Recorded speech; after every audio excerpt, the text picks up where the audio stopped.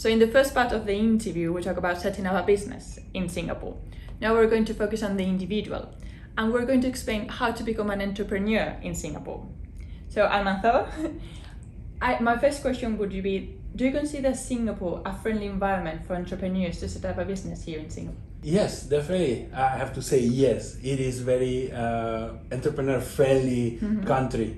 So first of all, because of the simplicity of setting up a business, you can own the business 100% being a foreigner in Singapore. So it's attracting foreign investment. And there's a lot, I would say, of different type of grants for different industries, but there's financing opportunities as well. Wow, so many advantages, so go for it.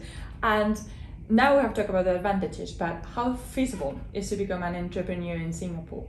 And I mean, I'm sure you don't know the rate of success, but is it feasible? Is it feasible to succeed in entrepreneurship? Of course it is, but I'm not in a position to tell you you're going to be successful. Exactly. I wish I could, but no, I'm sorry. No, but definitely yes. How feasible it is to be an entrepreneur in Singapore?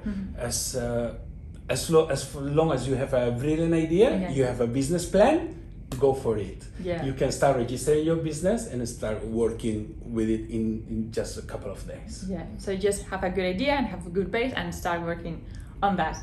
And my next question will be, what are the main differences between being an entrepreneur in Spain and in Singapore, and maybe the advantages of being an entrepreneur here in Singapore?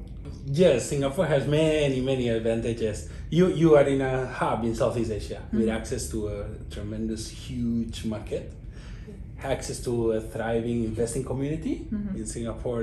There are happenings every day, every single day there are happening, networking with entrepreneurs, company founders, and you have the opportunity to be really in touch with the community. So it's a good place to be if you are an entrepreneur, definitely. Yeah. Well, you have talked about different like investments and investors. Do you think now there's a sector, so for anyone that maybe wants to focus on a sector that will be really, they will have a future in Singapore, do you think that there's a specific sector where all the investment and the resources are going to? Yes, Singapore government has a special interest in a few sectors these days.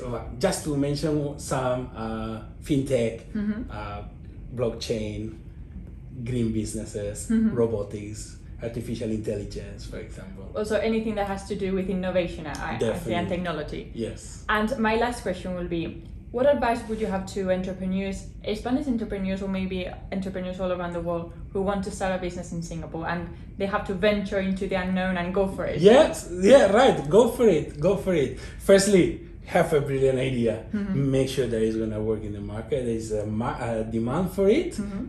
Do your study, a little bit of research, definitely. Do your work. And go for it. So have a brilliant idea and have a little work, and if you need professional help, just look for the good partner to do that. So thank you so much, Almanzor, for giving us all the tips. Thank you. And thank you so much for being to the Spanish Sling. It's been a pleasure. Clara. Yeah. It's been my pleasure too, being here. Thank you so much.